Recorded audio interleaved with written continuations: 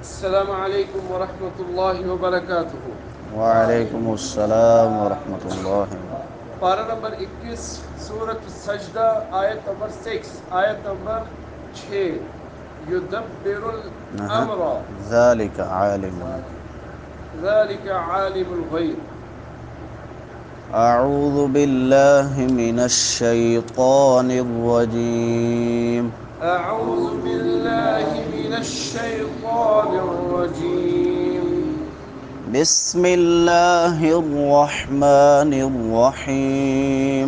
بسم الله الرحمن الرحيم.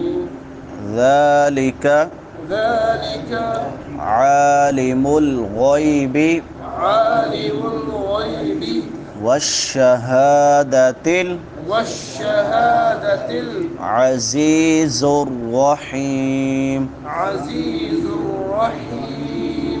الذي أحسن الذي أحسن كل شيء كل شيء خلقه خلقه وبدأ وبدأ خلق الإنسان خلق الإنسان من طين من طين ثم جعل نسله ثم جعل نسله من سلالة من سلالة من ماء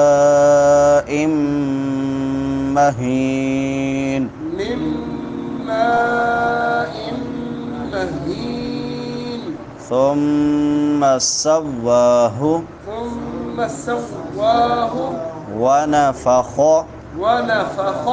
فيه فيه من روحه من روحه وجعل لكم السمع وجعل لكم السمع والأبصار والأبصار والأفئدة والأفئدة قليلا ما تشكرون. قليلا ما تشكرون. ذلك عالم الغيب والشهادة العزيز الرحيم. الذي أحسن كل شيء خلقه وبدأ خلق الإنسان من طين ثم جعل نسله من سلالة من ماء مهين ثم سواه ونفخ فيه من روحه وجعل لكم السمع والأبصار والأفئدة قليلا ما تشكرون. पढ़ें आप एक أعوذ بالله من الشيطان الرجيم. ذلك عالم الغيب والشهادة العزيز الرحيم. الذي أحسن كل شيء خلقه وبدأ خلق الإنسان من طين إنسان من طين ثم جعل نسله من سلالة من ماء مهين ميم غنى هنا إخفاء من ماء مهين ثم سواه ونفخ فيه من روحه وجعل لكم السمع والأبصار والأفئدة قليلا ما تشكرون. जी डॉक्टर साहब.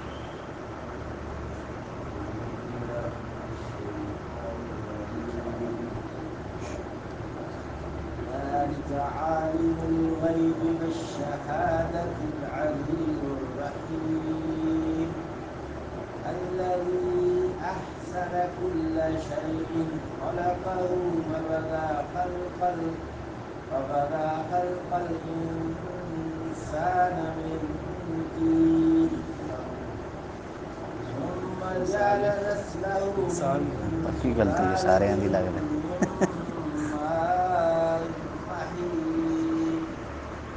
ثم سواه ونفخ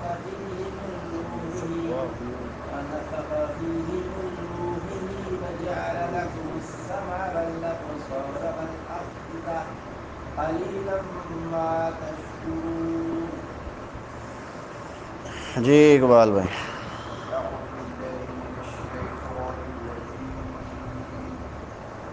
ذلك عالم الغيب والشهادة العزيز الرحيم الذي أحسن كل شيء خلقه وبدأ خلق الإنسان من طين ثم جعل نسله من سلالة من ماء مهين ثم سواه ونفخ فيه من روحه وجعل لكم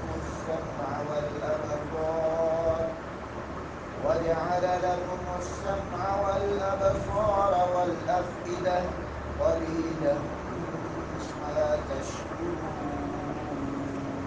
جزاک اللہ. ذالک ذال نرم حروف میں سے ہے، نرمی سے پڑھیں گے اور اس کے اوپر کھڑی زبر ہے ایک الف کے برابر لمبا کریں گے. ذالک کاف بھی باریک ہے. عالم الغیب عین وسط حلق سے اور اس کے اوپر کھڑی زبر ہے ایک الف کے برابر لمبا کریں گے. عالم الغیب، ہاں جی غین کے بعد کون سی یا ہے؟ یا لین ہے، یا ساکن ما قبل فتحہ ہے. غیبی اور غین موٹے حروف میں سے بھی ہے. غیبی والشہادتی، وش شین حروف شجریہ میں سے اور ہا بڑی ہا حلق کے آخری حصے سے جو سینے کے ساتھ ملا ہوا ہے. والشہادت العزیز عزی، یہاں پہ کون سی یا ہے؟ یا مدہ ہے، یا ما قبل کسرہ ہے اور زا سختی سے پڑھا جائے گا. عزیز الرحیم، را موٹی ہوگی کیونکہ اس کے اوپر زبر ہے، فتحہ ہے. رحیم حا ٹھیک ہے وسط حلق سے اور مدہ بھی ہے، حا کے بعد یائے مدہ ہے، یا ساکن ما قبل کسرہ ہے. الذی احسن، ہاں جی کون سی مادہ ہے ڈاکٹر صاحب؟ الذی منفصل ہے. الذی احسن، احا وسط حلق سے، سین سٹی والے حروف میں سے، احسن. کل شیء، شیء یائے لین ہے. شیء نون تنوین آ گیا حمزہ کے نیچے تو یہاں پہ کیا ہوگا؟ اظہار ہوگا. کیوں؟ کیونکہ بعد میں حروف حلقی میں سے خا ہے، حروف حلقی ہے. شیء خلقہ، خا بھی موٹی ہوگی اور قاف بھی موٹا ہوگا. خلقہ ہا ہے اور الٹا پیش ہے اس پہ تو ایک الف کے برابر لمبا کریں گے. وبدأ خلقل، خا بھی موٹی قاف بھی موٹا. انسانی، نون ساکن ہے تو یہاں پہ اخفا ہوگا کیونکہ بعد میں حروف اخفا میں سے سین ہے. انسا الف مدہ ہے. نون ساکن ہے اور بعد میں حروف اخفا میں سے طا ہے، اخفا ہوگا. من طین یائے مدہ ہے، یا ساکن ما قبل کسرہ ہے. ثم میم مشدد ہے شد والی تو یہاں پہ غنہ ہوگا. ثم جعل تینوں زبریں ہیں، کوئی لمبا نہیں کریں گے. نسلہ نسلہ سین سیٹی والے حروف میں سے، اور ہا حلق کے آخری حصے سے، اور الٹا پیش ہے، ایک الف کے برابر لمبا کریں گے. من سلالۃ من، نون ساکن ہے، بعد میں حروف اخفا ہے تو یہاں پہ اخفا ہوگا. من سلالۃ، آگے میم مشدد آ گئی ہے تو یہاں پہ غنہ کریں گے. پھر آگے مم ادغام مع الغنہ ہوگا، حروف یرملون میں سے میم آ رہا ہے. مم ماء مہین، ہاں جی یہ کون سی مد ہے؟ ماں پہ متصل ہے. ام پہ پھر غنہ ہوگا، اور مہین یائے مدہ ہے. ثم پھر غنہ. سواہ کھڑی زبر ہے، لمبا کریں گے واؤ کو. ونفخ خا موٹی ہوگی. فیہ یائے مدہ ہے، ایک الف کے برابر لمبا کریں گے. من روحہ واؤ مدہ ہے. ہا اور ہا اکٹھے آ گئے، فرق کرنا ہے ان میں. من روحہ ہی، ٹھیک ہے. وجعل لکم السمع سین اور میم ہے، قلقلہ نہیں ہوگا یہاں پہ. سمع نہیں پڑھیں گے، سمع. ہاں والابصار آگے باغی حروف قلقلہ میں سے 5 حروف قلقلہ ہیں. قاف طا با جیم دال قطب جد ان کا مجموعہ ہے. والاب تھوڑا سا ہلا کے پڑھیں گے. والاب صاد الف مدہ ہے بعد میں، اور موٹے حروف میں سے بھی ہے، سٹی والے حروف میں سے بھی ہے. والابصار را بھی موٹی ہوگی. والافئدہ وقف کریں گے تو تا ہا میں بدل جائے گی. قلیلا ما، قلیل قاف موٹا ہوگا، یا مدہ ہے. آگے میم مشدد آ رہی ہے تو اس پہ غنہ کریں گے، اور میم کے بعد الف مدہ ہے. ما ایک الف کے برابر لمبا کریں گے. تشکرون شین حروف شجریہ میں سے، اور پھر کاف بریک، اور پھر واو مدہ ہے. ذالک عالم الغیب والشہادہ، وہی غائب اور حاضر کو جاننے والا ہے. العزیز جو سب پر غالب ہے. الرحیم جو نہایت رحم کرنے والا ہے. الذی وہ ذات احسن اچھی بنائی، کل شیء ہر چیز، خلقہ جس کو بھی اس نے بنایا، جس کی بھی اس نے تخلیق کی، جس کو اس نے پیدا کیا. وبدأ اور پھر اس نے شروع کی. خلق الانسانی انسان کی تخلیق. من طین تھوڑی سی مٹی سے، یا حقیر مٹی سے، گارے سے. ثم پھر جعل نسلہ من سلالۃ من ماء مہین. ثم جعل پھر اس نے بنائی نسلہ اس کی نسل. من سلالۃ من ماء مہین حقیر پانی کے ایک قطرے سے.